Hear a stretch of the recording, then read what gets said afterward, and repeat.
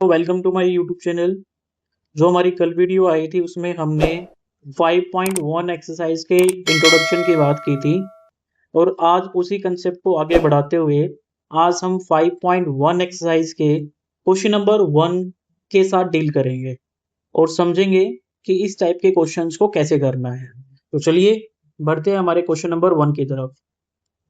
तो बच्चों, जो हमारा ये क्वेश्चन नंबर 1 है इसमें 4 पार्ट्स गिवन है और इस क्वेश्चन में हमें ये बताना है कि ये पार्ट्स अर्थमेटिक प्रोग्रेशन को फॉलो कर रहे हैं या नहीं कर रहे हैं। सिंपल ये बताना है। अब जो कल हमने स्टेटमेंट्स और न्यूमेरिकल्स स्टेटमेंट्स को सोल्व किया था वो न्यूमेरिकल्स स्टेटमेंट्स थी, उनको सोल्व करना इजी था। But when you will be getting these type of statements की वो एक लिखी हुई स्टेटमेंट है, अल्फाबेटिकली ओके, मतलब सेंटेंस फॉर्मेशन में है, तो उस टाइप की स्टेटमेंट को हम कैसे सोल्व आउट करेंगे। डरने की बात नहीं है बच्चों।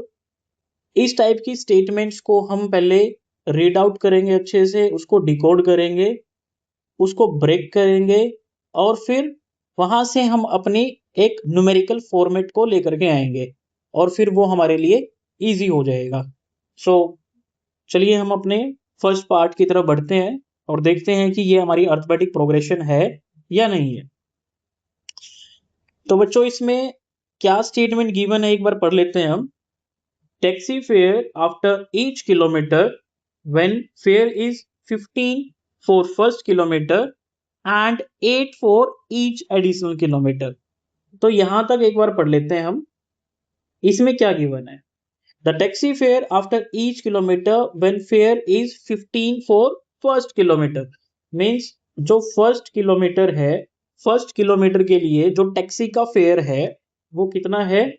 15 रुपीज है। ओके, नाउ अब ये क्या कह रहा है कि and 8 for each additional kilometre. अगर आप 1 किलोमीटर के बाद जितने भी एडिशनल किलोमीटर जा रहे हो तो पर किलोमीटर आपको जो एडिशनल जो चार्ज देना पड़ेगा वो कितना देना पड़ेगा?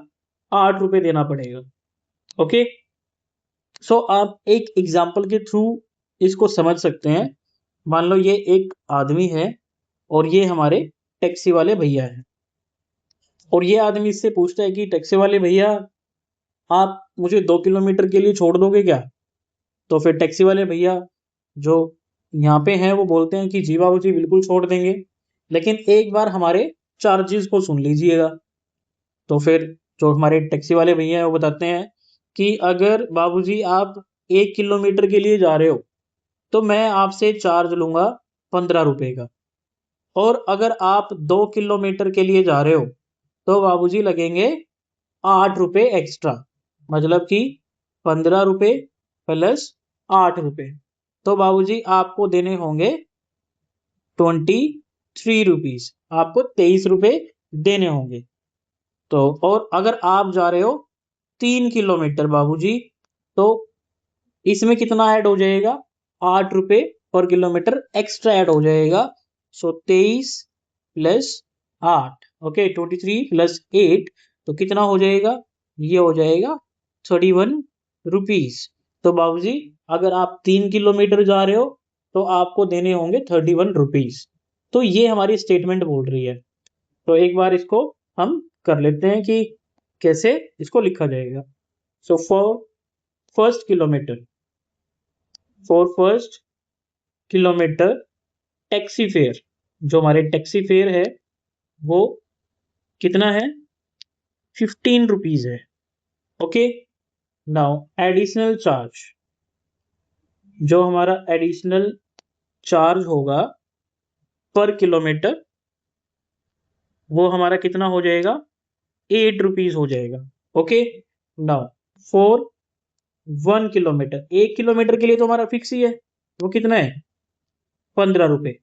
Okay, now for second kilometre, अगर सेकेंड किलोमीटर के लिए जा रहा है 15 में कितना ऐड हो जाएगा? 8 ऐड हो जाएगा, मीन्स 23 रुपीज हो जाएंगे। अगर थर्ड किलोमीटर के लिए जा रहे हो तो इस वाले में 8 रुपीज एक्स्ट्रा ऐड हो जाएंगे। ओके, तो कितना हो जाएगा? 31 रुपीज यहाँ पे हो जाएगा। तो हमारी जो ये स्टेटमेंट्स आई हैं इसको एक बार हम लिख लेते हैं। ओके, तो इसमें कौन कौन सी स्टेटमेंट हमारे पास आई है? एक आई है 15 फर्स्ट किलोमीटर के लिए, सेकंड किलोमीटर के लिए हमारे पास कितना है 23, और थर्ड किलोमीटर के लिए हमारे पास आया है 31। तो ऐसे तो बहुत सारे किलोमीटर्स हमें मिलेंगे, तो उसके लिए हम सो ऑन कर दें, डैश डैश डैश कर देते हैं, तो हमारा काम बन जाएगा। ओके, सो जो हमने पिछली वीडियो की थी उसमें हमने क्या किया था, एक रिप्रेजेंटेशन दी थी, और वो रिप्रेजेंटेशन क्या थी? A1, A2 एंड A3, इस फॉर्मेट में हमने वो किया था। ओके, सो एक बार इसको रब कर देते हैं और यहाँ पे हम अपने क्वेश्चन को सोल्व कर लेंगे। तो A1, A2 एंड A3 हमने रिप्रेजेंटेशन दे दी है। तो अब हमारा नेक्स्ट काम क्या था? अब हम निकाल लेंगे कॉमन डिफरेंस। कॉमन डिफरेंस क्यों निकाल रहे हैं? क्योंकि हमें ये बताना है कि ये जो पार्ट, ये कंडीशन जो है, ये एक्चुअल में अर्थमेटिक प्रोग्रेशन को फॉलो कर रहा है या नहीं कर रहा है। और वो हम कैसे बताएंगे? अगर उनका कॉमन डिफरेंस और डिफरेंस कांस्टेंट है, फिक्स्ड है, तभी वो अर्थमेटिक प्रोग्रेशन कहलाई जाएगी। ओके, सो अब हम यही करेंगे। So to find the common difference हम अब एक बार इसको देख लेते हैं। सो A2 minus A1 equals to, A2 हमारा कितना है 23 है, एंड A1 हमारा कितना है 15 है, ये हो जाएगा। सो 23 माइनस 15, ये हमारा 8। ओके, अब एक बार दूसरे पेयर के लिए भी चेक कर लेते हैं। A3 माइनस A2 कितना हो जाएगा? A3 हमारा कितना है 31 and A2 is 23. Again it will be 8. Now as you can see here that both the differences are same. Both the differences are same. अगर हमारे differences same आए हैं then we will be calling it arithmetic progression. So you will write yes, it is AP as difference is same. तो जो हमारा first part है वो क्या आ चुका है? हमारा AP आ चुका है। तो ये हमारा फर्स्ट क्वेश्चन था। तो अब हम सेकंड पार्ट की तरफ बढ़ते हैं और देखते हैं कि वो क्या बोल रहे हैं। तो बच्चों जो हमारा सेकंड पार्ट है वो ये बोल रहा है कि the amount of air present in cylinder, एक हमारे पास सिलेंडर है, when a vacuum pump removes 1/4 of air remaining in the cylinder at a time. मतलब कि एक हमारे पास कोई भी लाइक ये सिलेंडर बना लो। ओके, एक सिलेंडर है और इसमें कुछ एयर भरी हुई थी, हमें नहीं पता वो एयर कितनी है। अब भरी हुई है तो मतलब उस कुछ ना कुछ उसकी वॉल्यूम होगी। ओके, नाउ अब इसके साथ मान लो हमने क्या कनेक्ट कर दिया, एक वैक्यूम पंप कनेक्ट कर दिया हमने। अब वैक्यूम पंप क्या कर रहा है, यहां से एयर को आउट कर रहा है, रिमूव कर रहा है। अब वो कितनी कर रहा है? वो एक टाइम में जितनी भी इस सिलेंडर के अंदर वॉल्यूम होगी, वॉल्यूम किसकी होगी? एयर की। ओके, जो एयर की वॉल्यूम होगी उस टाइम पे वो वैक्यूम पंप उसका 1/4 क्या कर रहा है? रिमूव करता जा रहा है। ये हमारा क्वेश्चन है। तो हमें ये बताना है कि बताइए कि इस क्वेश्चन में भी हमारी अर्थमेटिक प्रोग्रेशन आएगी या नहीं आएगी। तो इसको हम कंसीडर कर लेते हैं, क्योंकि यहाँ पे कुछ हमें गिवन नहीं है कि उसकी वॉल्यूम कितनी है। तो हम यहाँ पे कंसीडर कर लेंगे let the volume of air, जो सिलेंडर के अंदर जो एयर है लिख देते हैं इन cylinder. Okay, let the volume of air in cylinder हमने मान लिए वो V है, क्योंकि हमें गिवन नहीं है कि कितनी है। एंड अकॉर्डिंग टू क्वेश्चन, जो हमारा जो स्टेटमेंट बोल रहा है कि वैक्यूम पंप 1/4 एयर को क्या कर रहा है? रिमूव कर रहा है। ओके, सो 1/4 ऑफ v क्या हो जाएगी, रिमूव्ड हो जाएगी। ओके, अब v का 1/4, v का 1/4 कितना हो जाएगा, v multiply by 1/4, it means it will B v/4। अगर ये वाली वॉल्यूम हमारी रिमूव हो चुकी है, ये वाली वॉल्यूम हमारी रिमूव हो चुकी है, तो वॉल्यूम बची कितनी है हमारे पास। इसको ऐसे समझ लो कि आपके पास 10 चॉकलेट्स थी स्टार्टिंग में, और उन चॉकलेट्स में से आपने 2 चॉकलेट्स को क्या कर लिया है, खा लिया है। ओके, सो आपके पास जो रिमेनिंग चॉकलेट्स है वो कितनी बचेगी, वो कैसे निकालोगे आप टोटल में से जो खा लिया वही तो माइनस करोगे ना, तो कितनी हो जाएगी, 8 चॉकलेट्स आपके पास अभी भी रिमेनिंग है। तो यही सेम कंसेप्ट हमें यहाँ पे यूज करना है। ये क्या बोल रहा है कि अगर 1/4 मीन्स वॉल्यूम का 1/4 अगर ये रिमूव हो चुका है, कितनी वॉल्यूम में से, इतनी वॉल्यूम में से, तो बताइए हमारे पास अब कितनी वॉल्यूम बची हुई है। सो टोटल में से हम क्या कर देंगे, v/4 को माइनस कर देंगे। सो अब आपको शायद ये चीज समझ में ना आए कि अब इसको कैसे सोल्व करेंगे।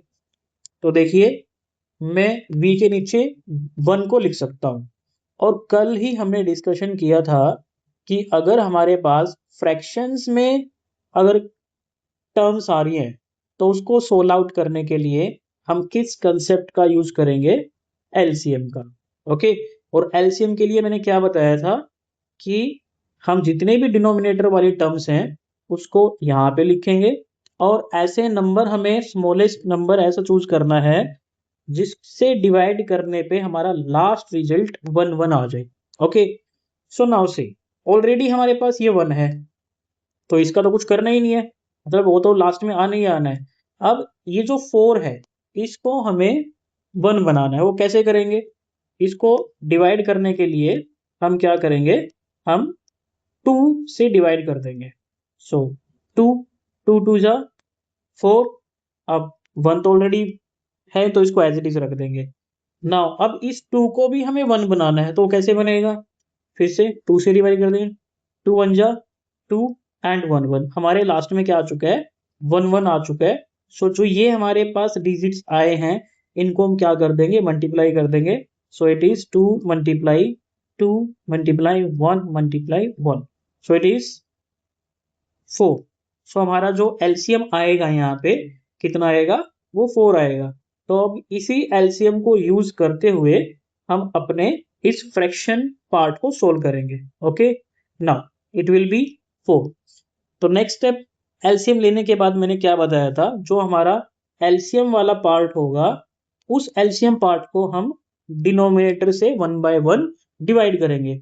सो एलसीएम हमारा कितना है, 4, यहाँ पे कितना है डिनोमिनेटर में, 1, सो डिवाइड किया कितना आया, 4।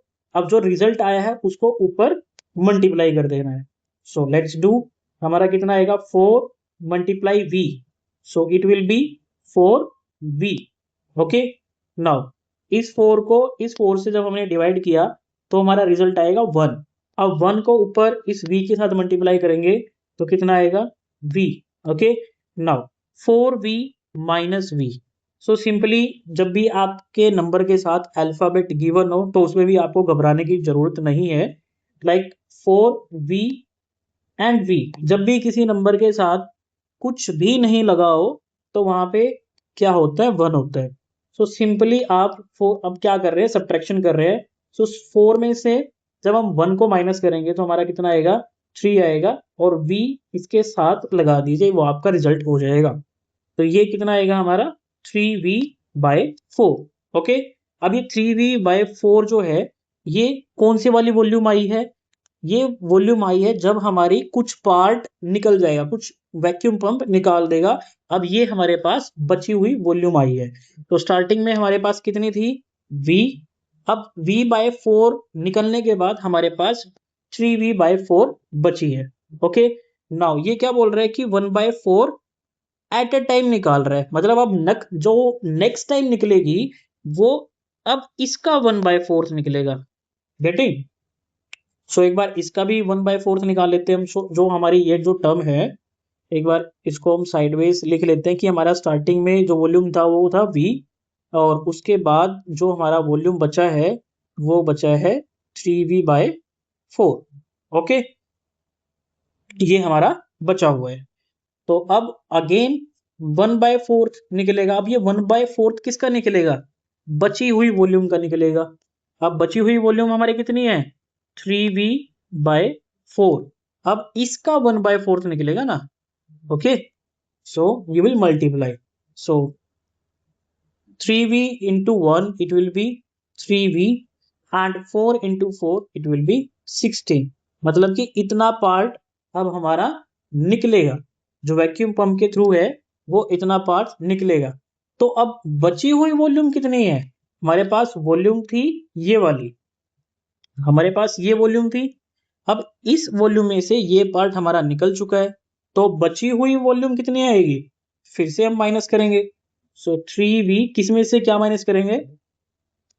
इस वाली वॉल्यूम में से हम ये वाली वॉल्यूम को क्या कर देंगे? माइनस कर देंगे। सो 3v/4 माइनस 3v/16। ओके, और अगर आपको अभी भी एलसीएम का कंसेप्ट नहीं समझ में आया तो एक बार और हम करके दिखा देते हैं।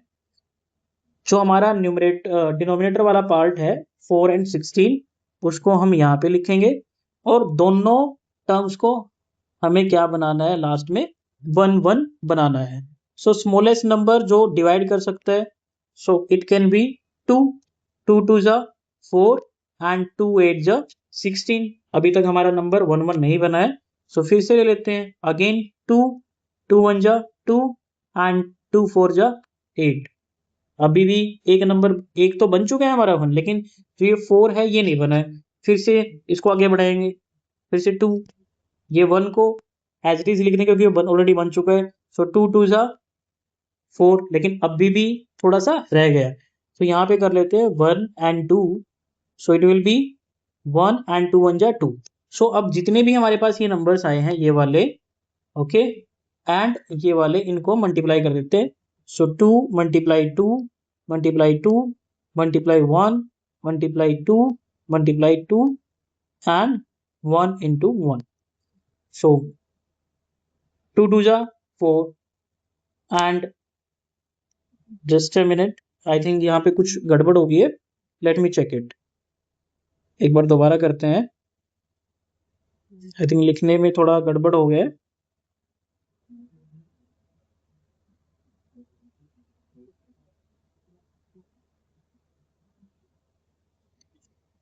Let me remove this. एक बार दोबारा निकालते हैं। आई थिंक मुझे लगा कि कुछ गड़बड़ हुई है। 4 and 16 को दोबारा कर लेते हैं। एंड here will be 8 4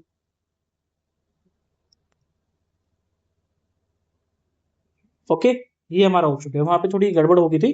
तो जितने भी हमारे नंबर्स आए हैं इसको हम कर लेते हैं। सो it will B 2 multiply 2 multiply 2 multiply 2 multiply 1 into 1। So when you will multiply all this numbers you will be getting 16।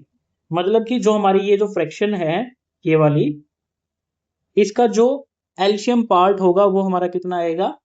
वो 16 आएगा। तो इसको एक बार लिख लेते हैं हमारी फ्रैक्शन के पास में, और फिर इसको कोशिश करते हैं सोल्व करने की। Okay, now let's write it here 16। Now 16 को हम इस 4 से डिवाइड करेंगे। सो 16 डिवाइड बाय 4 4 आएगा, और जो 4 आया है वो ऊपर मल्टीप्लाई करेंगे 3v के साथ। So it will be 12v minus minus as it is. Now 16 को इस 16 से डिवाइड करेंगे। सो 1 1 को ऊपर वाले पार्ट के साथ मल्टीप्लाई करेंगे। सो it will B 3v। Now it will be 12v में से अगर हम 3v को माइनस कर दें तो हमारे पास कितना आएगा? 9v divide by 16। सो जो हमारे पास अब जो बची हुई वॉल्यूम आई है वो कितनी आई है? 9v/16। सो हमारे पास जो स्टार्टिंग में वॉल्यूम थी वो थी v, उसके बाद हमारी जो वॉल्यूम बची वो 3v/4 एंड उसके बाद फिर से जो वॉल्यूम बची वो कितनी बची 9v/16. Okay, now if you will find the difference between these terms, so सबसे पहले हम क्या करेंगे a1 a2 एंड a3 इसको नाम दे देते हैं and then we will try to find out the difference between these terms. So एक बार कर लेते हैं. मैं ये वाला यहाँ पे कर देता हूँ. Just a minute. So it will B a2 minus a1. अब a2 है वो हमारा कितना है, वो है 3v/4 एंड a1 है हमारा v. सो v के डाउन साइड में हम 1 लिख सकते हैं.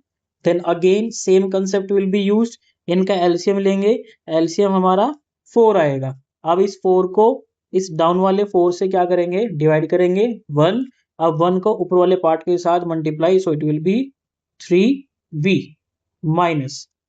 नाउ इस 4 को जब इस 1 के साथ डिवाइड किया जाएगा यू विल बी गेटिंग 4 और उस 4 को ऊपर के साथ मल्टीप्लाई करेंगे then it will be 4v. So it will be minus v/4. Okay, now you are getting minus v/4. एक बार हम नेक्स्ट जो पेयर है अपना उसको भी करके देख लेते हैं a3 और a2 के साथ में. a3 minus a2, so it will be 9v minus 16 and minus 3v/4. okay, now अब हम इसको सोल्व करें तो इसको सोल्व करने पे क्या आएगा एक बार देख लेते हैं. यहाँ पे मैं थोड़ा सा इसको शिफ्ट कर देता हूँ. Just a minute. थोड़ा सा इसको शिफ्ट कर देते हैं.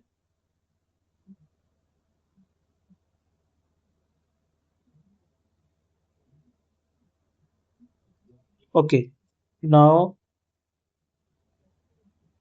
Look here. अब यहाँ पे फिर से अब 4 और 16 का जो हमारा एलसीएम था वो कितना आया था 16, क्योंकि यहाँ पे भी हमारे सेम नंबर्स थे. ओके, तो 16 आएगा. So let it be, I am doing here. So मैं एक एरो लगा देता हूँ. सो 16 हमारा आएगा एंड फिर से 16 एंड 16 को डिवाइड करेंगे. So here will be 9v minus 16 को इस 4 से डिवाइड करेंगे. सो it will B 4 and when it will be multiply upside, so it will be 4 into 3v, so it will be 12v. okay, so 9v minus 12v ये हमारा कितना हो जाएगा minus 3v divide by 16. आप 12v में से 9v को minus कर सकते हो, कितना आएगा 3v आएगा. लेकिन कल जो मैंने बताया था कि हम जो अपना साइन रखेंगे वो बड़े नंबर वाला रखेंगे तो हमारा माइनस 3v/16 आएगा. अब आप देख सकते हो जो हमारा जो रेशियो है वो क्या है, वो दोनों अलग अलग आ रहे हैं. Okay, then we will say कि no it will not be a arithmetic progression because we are not getting the same difference.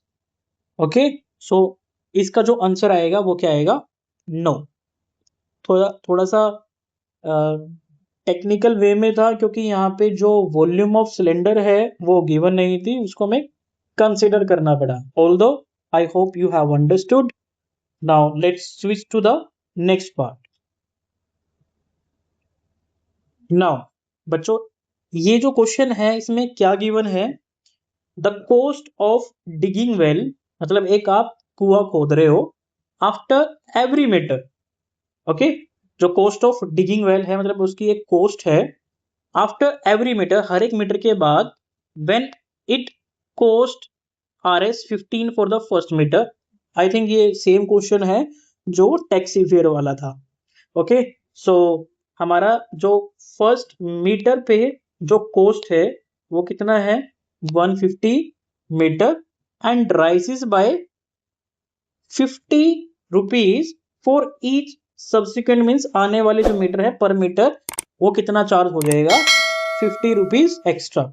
जैसे कि यहाँ पे लिखा भी हुआ है कि फर्स्ट मीटर पे वो 150 चार्ज कर रहे हैं एंड सब्सिक्वेंट पे वो 50 रुपीज चार्ज कर रहे हैं। मतलब कि जब सेकंड मीटर आएगा वो 50 एडिशनल 150 में ऐड हो जाएगा, तो वो कितना हो जाएगा 200 एंड फॉर थर्ड मीटर वो कितना हो जाएगा 250 मीटर। ओके, फर्स्ट मीटर पे हमारा कितना मिल रहा है 150। अब सेकंड मीटर पे हम कितना एडिशनल चार्ज कर रहे हैं 50। सो 150 में 50 ऐड हो जाएगा, वो कितना हो जाएगा 200। और थर्ड मीटर पे जो इस वाले में ऐड होगा 200 प्लस 50, तो कितना हो जाएगा 250 हो जाएगा। और अगर हम कितना जा रहे हैं फोर्थ मीटर पे जा रहे हैं, तो इस वाले में फिर से कितना ऐड हो जाएगा 50 ऐड हो जाएगा। सो 250 प्लस 50 ये हमारा कितना हो जाएगा 300 हो जाएगा। सो हम अपनी जो एक सीरीज है वो बना लेते हैं इनके थ्रू। सो वो हमारी सीरीज क्या आएगी 150 एंड 200 250 एंड 300। ओके, नाउ अब यहाँ पे A1 A2 A3 and A4 हम इसका नाम दे देते हैं। So we will be finding out the difference A2 minus A1। A2 हमारा कितना है 200 और A1 हमारा कितना है 150। सो हमारा डिफरेंस कितना आएगा 50। अब नेक्स्ट पेयर के लिए ट्राई कर लेते हैं A3 माइनस A2। सो A3 हमारा कितना है 250 एंड A2 हमारा कितना है 200। So again it will B 50। एक next pair A3 and A4 के लिए भी ट्राई कर लेते हैं A4 minus A3। So A4 is 300 and A3 is 250. Again your difference is 50. Now आप देख सकते हो कि जो हमारा डिफरेंस आ रहा है कॉन्टिन्यू क्या आ रहा है सेम आ रहा है। और अगर हमारा जो डिफरेंस है वो सेम आ रहा है then it will be called AP series. So you will write yes it is AP because difference is same. Difference is same. So ये क्वेश्चन भी हमारा हो गया है। नाउ अब हम बढ़ते हैं अपने नेक्स्ट पार्ट की तरफ। इस वाले क्वेश्चन में स्टूडेंट्स क्या गिवन है, the amount of money in the account every year when 10,000 is deposited at the compound interest eight 8% per annum. Per annum means एक साल। ओके, आप किसी बैंक में जा रहे हो और उस बैंक के अंदर आप 10,000 रुपए क्या कर रहे हो डिपॉजिट कर रहे हो। वो एक साल में आपको ब्याज देगा, वो कितने परसेंट है 8%। और वो कंपाउंड इंटरेस्ट है। कंपाउंड इंटरेस्ट में जो भी आपका पैसा बन जाएगा, लाइक अगर आपने 100 रुपए जमा कराए हैं और एक साल के बाद अगर वो 105 रुपीज हो जा रहे हैं, तो नेक्स्ट ईयर जो ब्याज लगेगा, जो इंटरेस्ट लगेगा वो 105 पे लगेगा। सो ये हमारा कंपाउंड इंटरेस्ट का यहाँ पे इन्होंने बताया है। ओके, सो ये क्या बोल रहे हैं कि आप लोगों ने 10,000 रुपए वहां पे जमा किए हैं, तो बताओ कि ये एक अर्थमेटिक प्रोग्रेशन होगी नहीं होगी जब आप 8% का कंपाउंड इंटरेस्ट चार्ज कर रहे हो पर एनम। सो एक बार देख लेते हैं हम।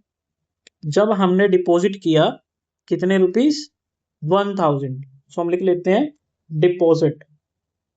हमारा जो डिपॉजिट है हमारा 10,000 रुपए का।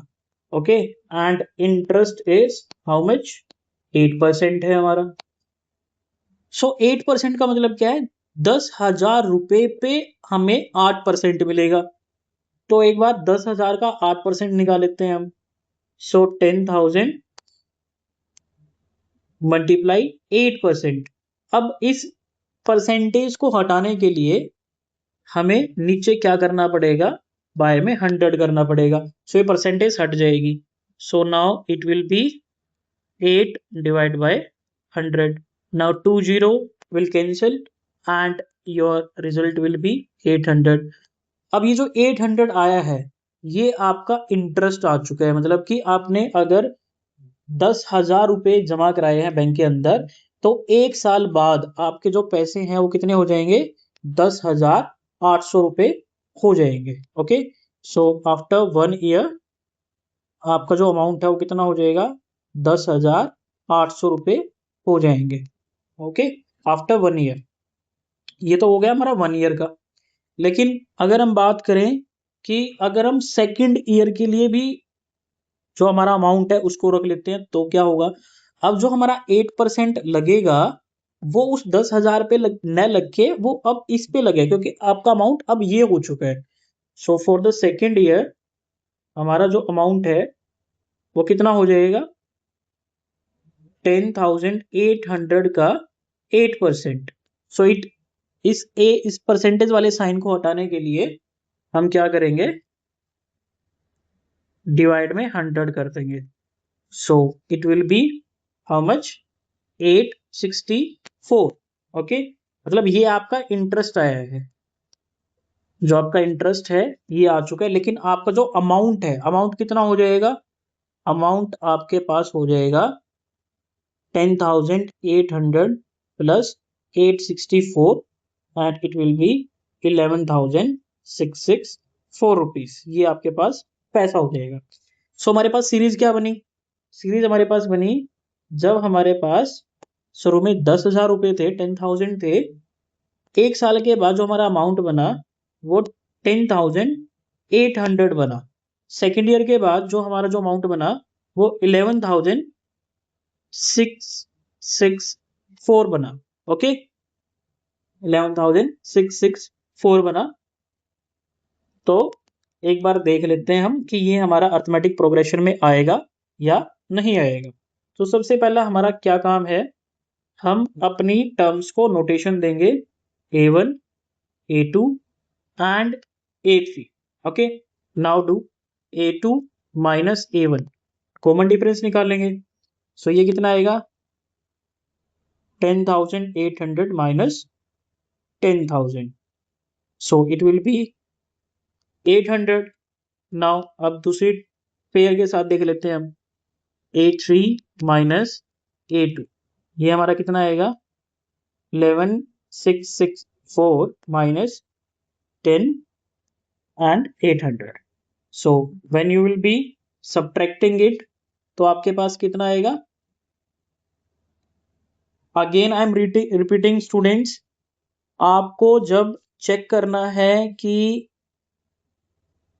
ये अर्थमेटिक प्रोग्रेशन है या नहीं है तो उसके लिए आपको क्या करना पड़ेगा, कॉमन डिफरेंस निकालना पड़ेगा।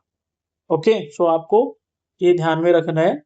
सो now as you can see here कि फर्स्ट वाले पेयर में हमें कितना मिल रहा है, 800, और सेकंड वाले पेयर में हमें डिफरेंस मिल रहा है 864। सो एज हमारा जो डिफरेंस है वो क्या है, अलग अलग है, सो it will not be a arithmetic progression. Okay, और अर्थमेटिक प्रोग्रेशन यही बोलता है कि अगर आपका जो डिफरेंस है वो सेम आया तो होगा अर्थमेटिक प्रोग्रेशन, और अगर आपका डिफरेंस सेम नहीं आया देन वो अर्थमेटिक प्रोग्रेशन की कैटेगरी में नहीं जाएगा। तो आज हम अपने वर्क को यहीं वाइंड अप करते हैं और आने वाला जो नेक्स्ट क्वेश्चन है उसको नेक्स्ट वीडियो में ट्राई करेंगे। Kindly like, share and subscribe the channel. Thank you so much.